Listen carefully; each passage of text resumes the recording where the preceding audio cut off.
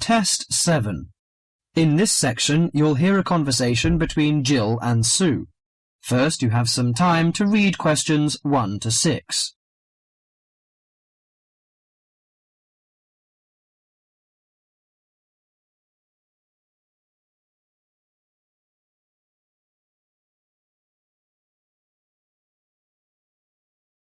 Now listen to the conversation and answer questions 1 to 6. Hello, Sue. Fancy meeting you here. It is Sue Johnson, isn't it? Oh, hi, Jill. Must be ages since we've seen each other. What a surprise. How are you? Yes, well, I'm fine. I just got back from 2 years teaching in Hong Kong, actually. Oh, I thought you'd gone into computing or nursing. No, I ended up being a teacher after all. And how about you? Oh, fine. Things are going quite well, in fact. So, what have you been up to over the last 3 years? Working, studying, you know, the usual things. Oh, and I got married last year. Congratulations. Anyone I know? Yeah, you might remember him from our college days. Do you remember Jerry? Jerry Fox? Jerry? Was he the one with the dark hair and beard?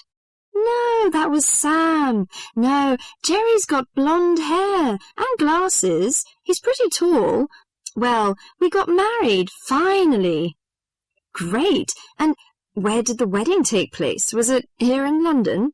No, in the end, we decided to get married in Scotland. Jerry's parents lived there, so we were married in the small village church with the mountains in the background. Fabulous. Have you got any pictures? Well, funny you should ask. I have actually got a couple here. They're a bit battered because I've been carrying them around in my bag. Oh, never mind. Let's have a look. Oh, don't you look wonderful? Who are those people behind you? Oh, that's my older sister, Clara. Oh, she looks like you. Do you think so? Everyone says that, but we can't see it. Is she married now? Yes, and she's got 3 children, a girl and twin boys as well. Wow, imagine having twins. Look, why don't we have dinner together and catch up on a few things? Would you like to come over one evening? Oh, that'd be lovely. What about next Friday evening? Fine. What time? Shall I come over about 8 o'clock? Oh, come about 7:30. I'm usually home around 6:30, so that'd give me plenty of time to get dinner ready. Oh, fine. And, one last thing. Where do you live? What's the address? Oh, good thinking. Here's my card. The address is on the back. We've got a flat in an old house. We live on the 3rd floor of a large old house. The house has been converted into flats, so when you arrive, you'll need to press the bell, second from the top. The bell second from the top. Okay? There's a little intercom arrangement, so I can let you in. Right. Okay. See you on Friday, then.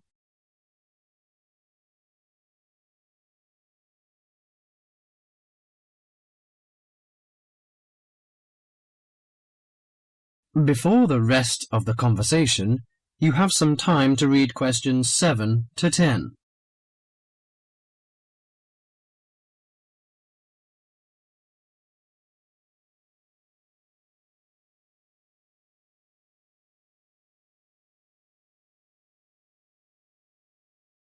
Now listen to the rest of the talk and answer questions 7 to 10. Welcome, Jill. This is my husband, Jerry.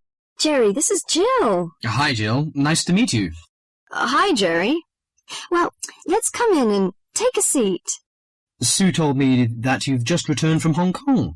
Was it a pleasant trip? What kind of city is it? Oh, well, Hong Kong enjoys a reputation for the flourishing business. It has a population of around 6.6 million. Much larger than that of Sydney, right? Sydney has a population of 4 million, I think. Yes. Did you enjoy staying there? Well, being a metropolis has advantages. You get the latest films and music. There's always something going on, and there's such a wide variety of different people and cultures that it's difficult to get bored. Of course, all this has its downside. The cost of living is very expensive, and most people cannot afford to go out very often. So although the entertainment is available, you have to have a lot of money to enjoy it. Another problem is, like most big cities, there's a lot of crime. What about the weather? I suppose that it gets a lot of rain. Not always. In summer it's humid, but it's cool and dry in winter. The average temperature in June and July is about 91 degrees Fahrenheit. Hotter than here. The best seasons are spring and autumn. They are mild and agreeable. Is there anything you particularly miss of staying there? Yes, the tasty local food is to my liking, especially the seafood.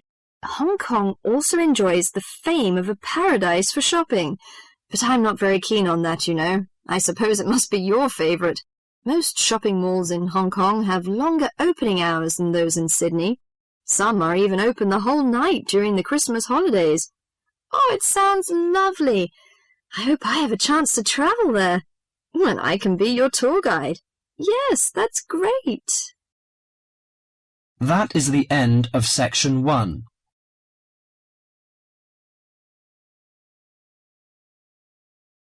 You now have half a minute to check your answers.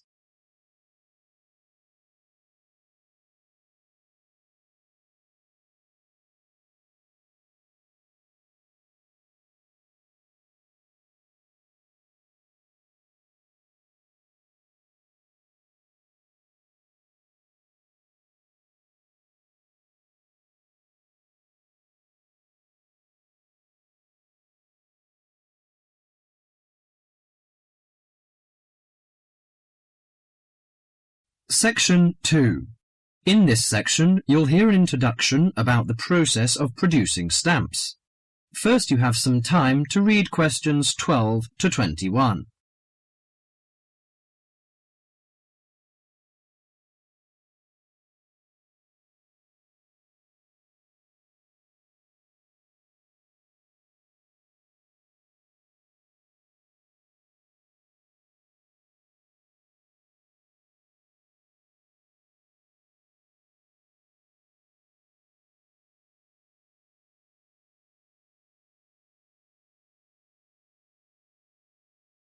Now listen to the conversation and answer questions 12 to 21.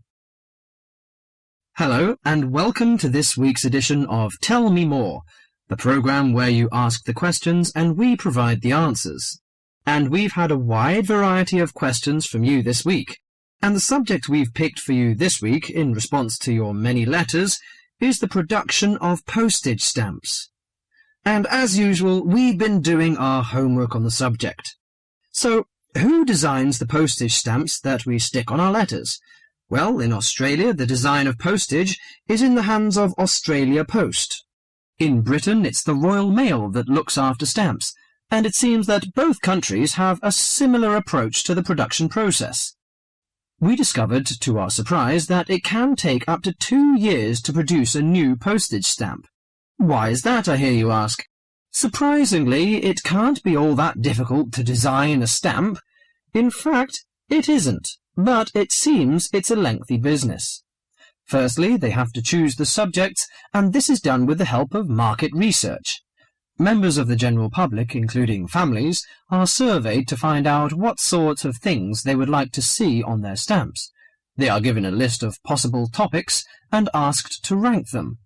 A list is then presented to the advisory committee, which meets about once a month. The committee is made up of outside designers, graphic artists, and stamp collectors. If the committee likes the list, it sends it up to the board of directors, which makes the final decision. Then they commission an artist. In Australia, artists are paid $1,500 for a stamp design and a further $800 if the committee actually decides to use the design. So there's a possibility that a stamp might be designed, but still never actually go into circulation. So what kind of topics are acceptable? Well, the most important thing is that they must be of national interest. And because a stamp needs to represent the country in some way, characters from books are popular, or you often find national animals and birds. So, of course, the kangaroo is a favourite in Australia. With the notable exception of members of the British royal family stamps, no living people ever appear on Australian or British stamps. Every year, the Royal Mail in Britain receives about 2,000 ideas for stamps, but very few of them are ever used. One favourite topic is kings and queens. For instance, King Henry VIII, famous for his 6 wives, has recently appeared on a British stamp together with a stamp featuring each of his wives. But despite the extensive research which is done before a stamp is produced, it seems it's hard to please everybody. And apparently all sorts of people write to the post office to say that they loved or hated a particular series. The stamp to cause the most concern ever in Australia was a picture of Father Christmas surfing at the beach. And when you consider that the practical function of a stamp is only as a receipt for postage, I think perhaps the importance accorded to stamps has got out of all proportion. Well, that's all for today. If there's a subject you want us to tell you more about, drop us a line at... That is the end of section 2.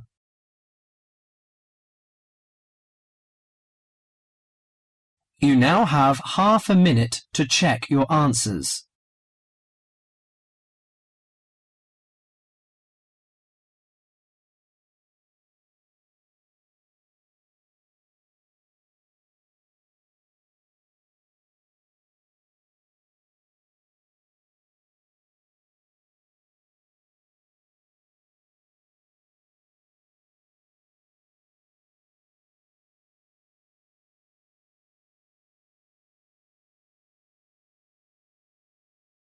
Section 3. In this section, you'll hear a conversation between the tutor and 2 students about the presentation. First, you have some time to read questions 22 to 32.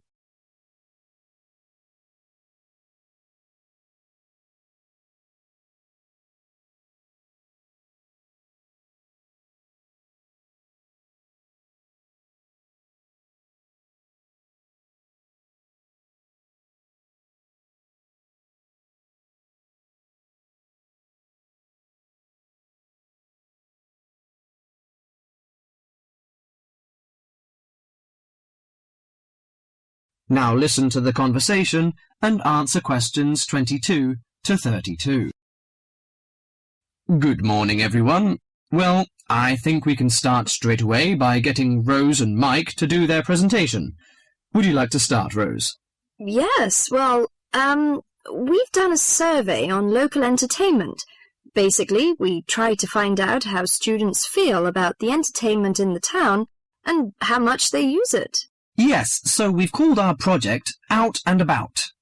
Yes, that's a good title, Out and About. We wanted to find out how well students use the entertainment facilities in town, whether they go to see the latest plays, films, that kind of thing. Now we have our own facilities on campus, of course. Yes, we deliberately omitted those, as we really wanted to examine outside entertainment in the town. Actually, there were a lot of areas to choose from, but in the end we limited ourselves to looking at 3 general categories: cinema, theatre and music. Right. Okay, well, first of all, cinema. In the town there are 3 main places where you can see films. There's the new multi-screen complex cinema, the Old Park Cinema, and the Late Night Odeon. So if you look at this chart, in terms of audience size, the multi-screen complex accounts for 75% of all cinema seats. The Park Cinema accounts for 20% of seats, and the Late Night Odeon has just 5% of seats. As you probably know, the complex and the park show all the latest films, while the Late Night Odeon cinema tends to show cult films. So when we interviewed the students, we thought the complex would be the most popular choice, but surprisingly it was the Late Night Odeon. Yeah, and most students said that if they wanted to see a new film, they waited for it to show at the Old Park, because the complex is more expensive and further out of town, so you have to pay more to get there as well. Yes, and that adds to the cost, of course, and detracts the popularity, evidently. Well, next we looked at theatres. The results here were interesting because, as you know, there's a theatre on campus which is popular, but there's also the Stage Theatre in town, which is very old and architecturally beautiful, and there's the large modern theatre, the Ashtop, has recently been built. So you just looked at the 2 theatres in town? Yes.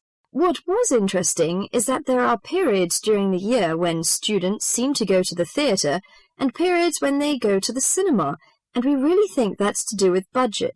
If you look at this graph, you can see that there's a peak around November and December when they go to the theatre more, and then a period in April and May when neither is particularly popular, and the theatre viewing seems to fall off virtually, while the cinema becomes quite popular in June and July.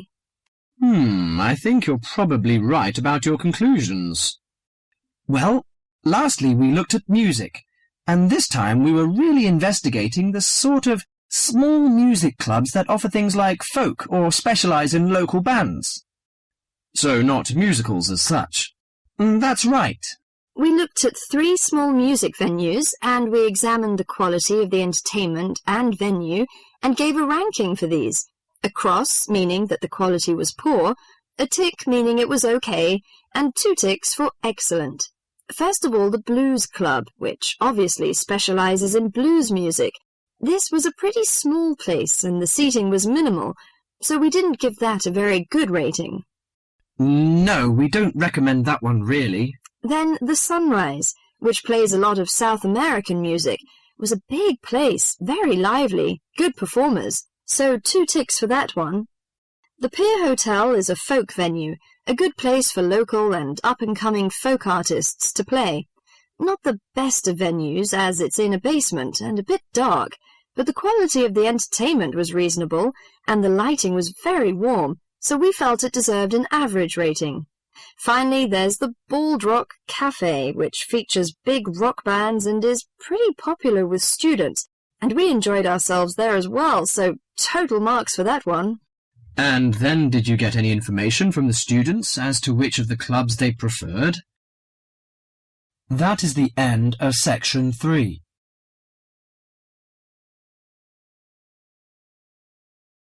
You now have half a minute to check your answers.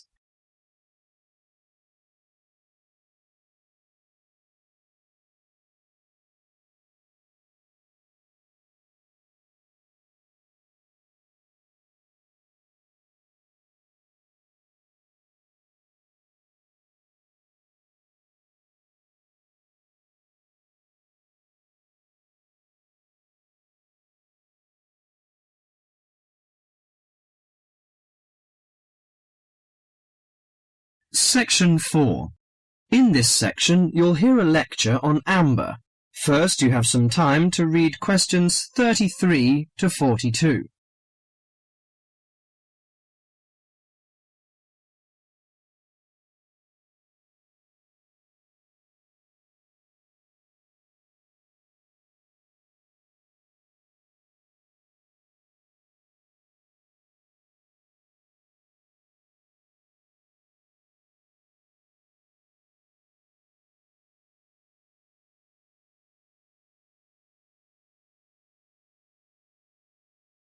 Now listen to the conversation and answer questions 33 to 42. Today, in our series of lectures on nature history, we're going to be looking at amber. Do you know amber? What is it? How is it formed? What are the uses of amber? Firstly, what is amber? Amber is fossilized resin from ancient forests. Amber is not produced from tree sap, but rather from plant resin. This aromatic resin can drip from trees, trapping debris such as seeds, leaves, feathers, and insects. The resin becomes buried and fossilized through progressive natural changes.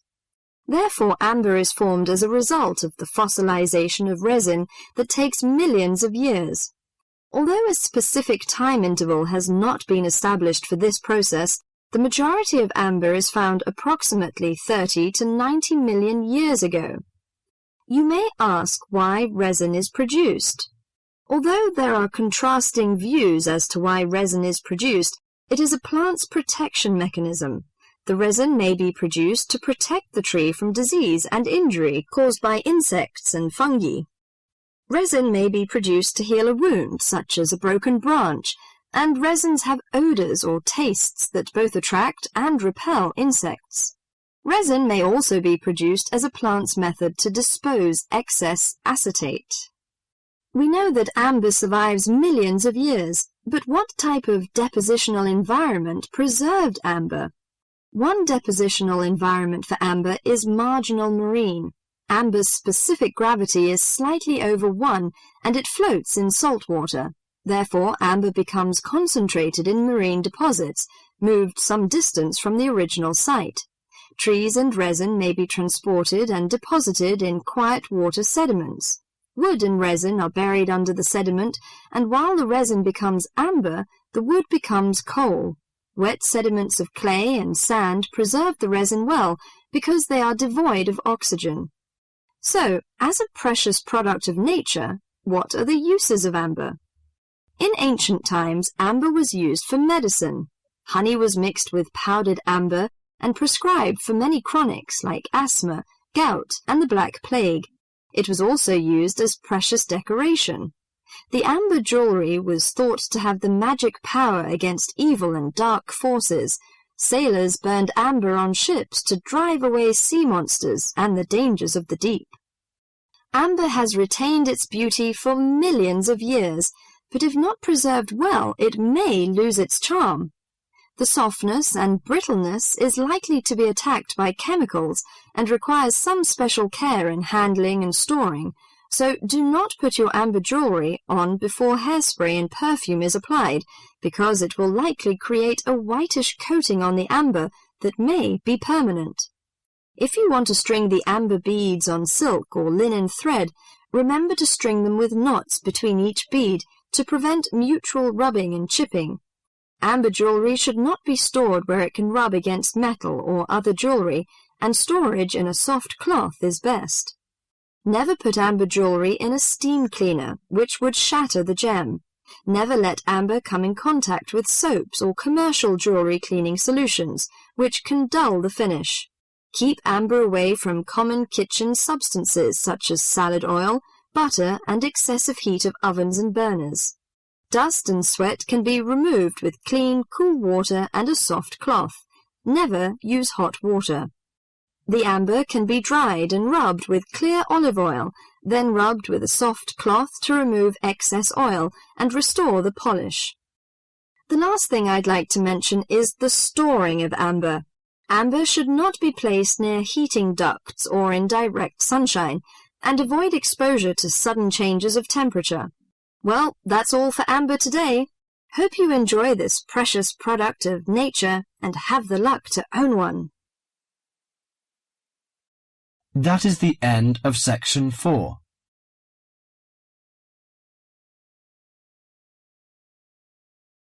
You now have half a minute to check your answers.